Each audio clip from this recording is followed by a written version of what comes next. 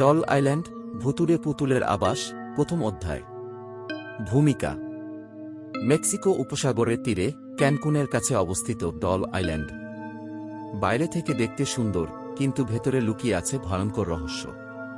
এই দ্বীপটি লা ইসলা দে লাস মুয়েকাস, পুতুলের দ্বীপ নামেও পরিচিত, যেখানে অসংখ্য ভুতুড়ে পুতুল অদ্ভুতভাবে সাজানো আছে।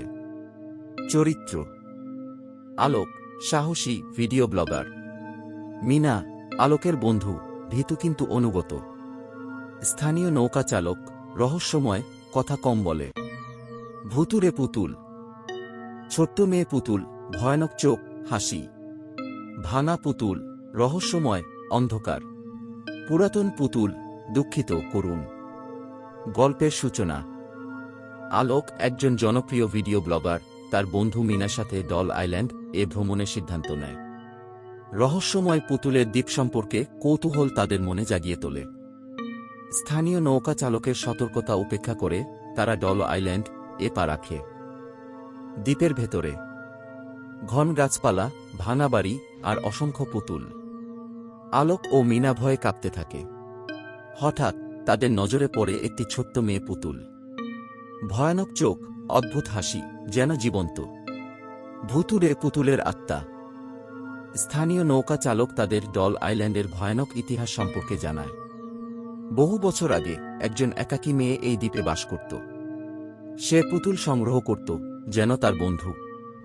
কিন্তু একদিন সে রহস্যজনকভাবে মারা যায়। গল্পের সমাপ্তি: আলোক ও মিনা বুঝতে পারে ডল আইল্যান্ডের সাথে যুক্ত ভয়ঙ্কর অভিশাপ ও এক মৃত মেয়ের অসম্পূর্ণ ইচ্ছা। কিন্তু কি তাদের সাহস যথেষ্ট? ভুতুড়ে পুতুলের আত্মা কি তাদের সাহায্য করবে? উত্তেজনাপূর্ণ দ্বিতীয় অধ্যায়ে জানুন আলোক ও মিনার ভাগ্য।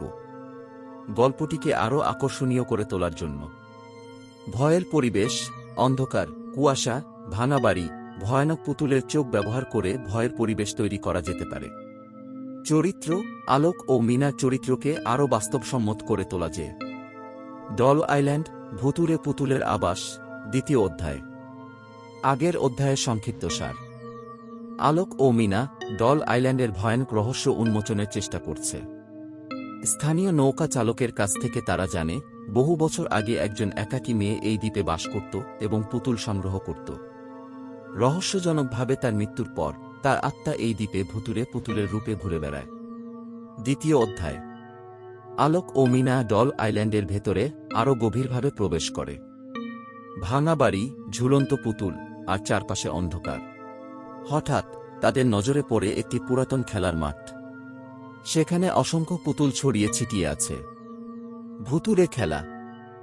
আলোক ও মিনা ভয় পেয়ে পিছিয়ে আসতে চায়। কিন্তু হঠাৎ পুতুলগুলো নড়াচড়া শুরু করে। তারা যেন জীবন্ত হয়ে উঠেছে। ভয়ানক হাসি, অদ্ভুত গান আর অজানা শব্দের তীব্রতা তাদের কান ঝাঁঝরা করে তোলে। মৃত মেয়ের আত্মা। আলোক বুঝতে পারে এই পুতুলগুলো মৃত মেয়ের আত্মার সাথে যুক্ত। সে হয়তো তাদের মাধ্যমে কিছু বার্তা দিতে চায়। মিনা ভয়ে কাঁপতে থাকে, কিন্তু আলোক সাহসের সাথে পুতুলগুলোর কাছে এগিয়ে যায়। অসম্পূর্ণ ইচ্ছা। আলোক পুতুলগুলোর সাথে কথা বলতে শুরু করে। ধীরে ধীরে সে বুঝতে পারে মৃত মেয়ে তার পুতুলগুলোকে খুব ভালোবাসত। সে চায় তার পুতুলগুলো যেন কখনো একা না থাকে, সবসময় খেলাধুলা করে। আলোকের প্রতিশ্রুতি। আলোক মৃত মেয়ের আত্মার কাছে প্রতিশ্রুতি দেয় সে তার পুতুলগুলোর যত্ন নেবে। সে ডল আইল্যান্ডের ভয়ানক রহস্য সম্পর্কে সারা বিশ্বকে জানাবে। ভোরের আলো। আলোক ও মিনা ডল আইল্যান্ড ত্যাগ করে। সূর্যের আলো ভয়ানক দ্বীপটি অন্য রূপ ধারণ করে। কিন্তু আলোক ও মিনা জানে তাদের মনে ডল আইল্যান্ডের ভয়াবহ স্মৃতি চিরকাল থেকে যাবে। গল্পের সমাপ্তি। ডল আইল্যান্ড এর রহস্য সমাধান হয়নি। মৃত মেয়ের আত্মা কি শান্তি পেয়েছে? আলোক কি তার প্রতিশ্রুতি রক্ষা করতে পারবে? এই প্রশ্নগুলোর উত্তর জানার জন্য অপেক্ষা করুন ডল আইল্যান্ডের তৃতীয় অধ্যায়ের জন্য। গল্পটিকে আরও আকর্ষণ। ডল আইল্যান্ড, ভুতুড়ে পুতুলের আবাস, তৃতীয় অধ্যায়। আগের অধ্যায়ের সংক্ষিপ্তসার: আলোক ও মিনা ডল আইল্যান্ডের ভয়ানক রহস্য উন্মোচন করে। মৃত মেয়ের আত্মা পুতুলগুলোর মাধ্যমে তাদের সাথে যোগাযোগ করে। আলোক মেয়ের আত্মার কাছে প্রতিশ্রুতি দেয় সে তার পুতুলগুলোর যত্ন নেবে এবং ডল আইল্যান্ডের রহস্য সম্পর্কে সারা বিশ্বকে জানাবে। তৃতীয় অধ্যায়। মাস কেটে গেছে। আলোক ডল আইল্যান্ডের রহস্য সম্পর্কে একটি ভিডিও তৈরি করে। ভিডিওটি ইন্টারনেটে ভাইরাল হয়ে যায়। লক্ষ লক্ষ মানুষ ডল আইল্যান্ডের ভয়ানক গল্প জানতে পারে। পর্যটকদের আকর্ষণ। ডল আইল্যান্ডে পর্যটকদের ভিড় জমতে শুরু করে। কেউ কৌতূহলী, কেউ ভয়ানক অভিজ। আমরা চলে যাচ্ছি আমাদের পরবর্তী গল্প। ভয়ের নীড়, কবরস্থানের রহস্য, প্রথম অধ্যায়। দৃশ্য: শীতের কালো রাত, চাঁদের আলোয় ঢাকা নির্জন কবরস্থান। ভাঙাচোরা সমাধি, জীর্ণশীর্ণ কবর, আর চারপাশে ঘন অন্ধকার। দূরের গ্রাম থেকে কুকুরের করজা এবং শিয়ালের ডাক শোনা যাচ্ছে। চরিত্র: রিপন, 17 বছর বয়সী কিশোর, সাহসী ও শুভ। রিপনের বন্ধু, কিছুটা ভীতু কিন্তু রিপনের প্রতি অনুগত। মিস মিনা, গ্রামের রহস্যময়ী বৃদ্ধা, যার কাছে অলৌকিক ঘটনা সম্পর্কে জ্ঞান আছে।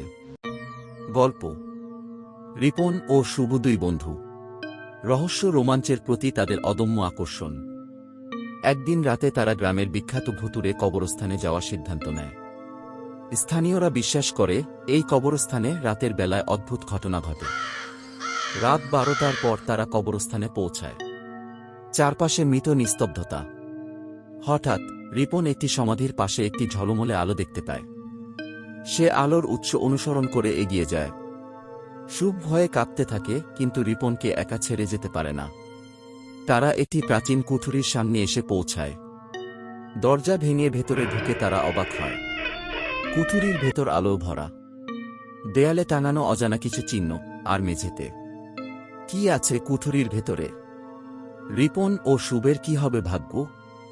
চলো জানি আগামী অধ্যায়ে। ভয়ের নীড়, কবরস্থানের রহস্য, দ্বিতীয় অধ্যায়।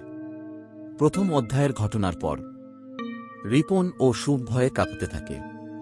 কুঠুরির দরজা বন্ধ, বাতাসে ভেসে বেড়ায় এক ভয়ঙ্কর হাসির শব্দ। হঠাৎ রিপনের হাত থেকে মুখবিহীন পুতুলটি নিচে পড়ে যায়। পুতুলটির চোখ থেকে রক্ত বের হতে থাকে। রিপন ও শুভ আরও বেশি ভয় পেয়ে যায়। তারা দরজা খোলার চেষ্টা করে, কিন্তু দরজা যেন লকজাম হয়ে গেছে। হতাশায় রিপন বাক্সের ভেতর থেকে একটি পুরনো চাবি খুঁজে পায়। চাবি দিয়ে দরজা খুলে রিপন ও শুভ বাইরে বেরিয়ে আসে। তারা দ্রুত কবরস্থান থেকে পালিয়ে যায়। গ্রামে ফিরে রিপন মিস মিনার কাছে যায়। রহস্যের সমাধান। মিস মিনা রিপনকে বলে ওই পুতুলটি ছিল ডাইনির। ডাইনি মৃত গ্রামবাসীদের স্মরণে পুতুল তৈরি করেছিল, কিন্তু সেই পুতুলগুলোতে সে আবদ্ধ করে তার প্রতিশোধের আগুন। যে কেউ যদি ওই পুতুলগুলো স্পর্শ করে, তাহলে ডাইনির রাগের সম্মুখীন হতে হবে। রিপন ও শুভ বুঝতে পারে তারা ভয়ঙ্কর বিপদের মুখোমুখি হয়েছিল। কিন্তু ডাইনির প্রতিশোধ কি এখানেই শেষ? আগামী অধ্যায়ে জানবেন। ভয়ের নীড়, কবরস্থানের রহস্য, তৃতীয় অধ্যায়। দ্বিতীয় অধ্যায়ের ঘটনার পর রিপন ও শুভ ভয়ের সাথে দিন কাটায়। তারা জানে ডাইনি তাদের ছেড়ে দেবে না। হঠাৎ রিপনের ঘরে একটি অজানা ব্যক্তির চিঠি আসে। চিঠিতে লেখা আছে, ডাইনির রহস্য উন্মোচন করতে চাইলে রাত 1-2টায় কবরস্থানে এসো। রিপন দ্বিধায় পড়ে যায়। সে কি ডাইনির মুখোমুখি হবে, নাকি ভয়ে পালিয়ে যাবে? শুভ রিপনের পাশে থাকার সিদ্ধান্ত নেয়। রাত 1-2টা বাজে। রিপন ও শুভ কবরস্থানে পৌঁছায়। চারপাশে অন্ধকার, শুধুমাত্র চাঁদের আলোয় কবরগুলো ঝলমল করছে। হঠাৎ তাদের পিছনে একটি ভয়ানক শব্দ শোনা যায়। তারা ঘুরে দাঁড়ায় এবং দেখতে পায় একজন লম্বা, কালো পোশাক পরা মহিলা। মহিলাটির চোখ লাল, চুলগুলো উঠছে বাতাসে। রিপন বুঝতে পারে এটাই ডাইনি। ডাইনি রিপনের দিকে এগিয়ে আসে। তুমি কি আমার রহস্য উন্মোচন করতে চাও? ডাইনি গর্জে ওঠে। রিপন সাহসের সাথে বলে, হ্যাঁ, আমি জানতে চাই কেন তুমি এই ভয়ঙ্কর কাজগুলো করছো।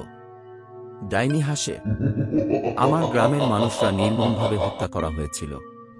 তাদের প্রতিশোধ না নিলে আমার শান্তি নেই। রিপন বলে, কিন্তু নিরপরাধ মানুষদের কষ্ট দেওয়া কি কখনো সমাধান হতে পারে? ডাইনি থেমে যায়। রিপনের কথাগুলো তার মনে প্রভাব ফেলে। হঠাৎ ডাইনির চোখ থেকে অশ্রু ঝরে পড়ে। সে বলে, তুমি ঠিক বলেছ, আমি ভুল করেছি। ডাইনি রিপন ও শুভের কাছে ক্ষমা চায়। রিপন ডাইনিকে ক্ষমা করে, ডাইনিও রিপনকে প্রতিশ্রুতি দেয় সে আর কখনো কারো ক্ষতি করবে না। সকাল হতেই ডাইনি অদৃশ্য হয়ে যায়। রিপন ও শুভ বুঝতে পারে তারা ভয়ের নিদ থেকে মুক্তি পেয়েছে। কিন্তু ডাইনির প্রতিশোধের গল্প কি এখানেই শেষ? শুধু সময় বলে দেবে। ভয়ের নিদ, কবরস্থানের রহস্য, ৪র্থ অধ্যায়। ৩য় অধ্যায়ের ঘটনার পর রিপন ও শুভ ডাইনির কাছ থেকে মুক্তি পেয়ে ঘরে ফিরে আসে। তারা ডাইনির সাথে তাদের অভিজ্ঞতা কাউকে বলে না, কিন্তু তাদের মনে ডাইনির প্রতিশোধের ভয় থেকেই যায়। কয়েকদিন পর গ্রামে আবারও অদ্ভুত ঘটনা শুরু হয়। রাতের বেলায় মানুষ অদ্ভুত শব্দ শুনতে পায়, তাদের ঘরের জিনিসপত্র এলোমেলো হয়ে যায়। গ্রামবাসীরা ভয়ে কাঁপতে থাকে। তারা মনে করে ডাইনি ফিরে এসেছে। রিপন ও শুভ বুঝতে পারে তাদের কিছু করতে হবে। তারা গ্রামের বয়স্কদের সাথে কথা বলে জানতে পারে ডাইনি যখন জীবিত ছিল তখন সে একটি শক্তিশালী সাথে কথা বলে জানতে পারে ডাইনি যখন জীবিত ছিল তখন সে একটি শক্তিশালী জাদুমন্ত্র জানত। সেই জাদুমন্ত্র দিয়ে সে কবরস্থানের মৃতদের আত্মাকে নিয়ন্ত্রণ করতে পারত। রিপন ও শুভ সিদ্ধান্ত নেয় তারা ডাইনির জাদুমন্ত্র খুঁজে বের করবে এবং তাকে ধ্বংস করবে। তারা কবরস্থানে যায় এবং ডাইনির কুঠুরি খুঁজে বের করে। কুঠুরির ভেতর তারা একটি পুরনো বই পায়। বইটিতে ডাইনির জাদুমন্ত্র লেখা আছে। রিপন ও শুভ বইটি পড়ে জাদুমন্ত্র সম্পর্কে জানতে পারে। তারা বুঝতে পারে জাদুমন্ত্রটি ধ্বংস করার জন্য তাদের একটি বিশেষ উপায় খুঁজে বের করতে হবে। রিপন ও শুভ বিপদে পড়ে যায়। ডাইনির আত্মা তাদের আক্রমণ করে, কিন্তু রিপন ও শুভ সাহস হারায় না। তারা ডাইনির আত্মাকে পরাজিত করে এবং জাদুমন্ত্রটি ধ্বংস করে। ডাইনির রহস্য চিরতরে শেষ হয়ে যায়। গ্রামবাসীরা রিপন ও শুভের সাহস ও বুদ্ধিমত্তার প্রশংসা করে। কবরস্থানে আবারও শান্তি ফিরে আসে। রিপন ও শুভ বুঝতে পারে ভয়ের মুখোমুখি হয়েই তারা সত্যিকারের সাহসী হতে পেরেছে। The end.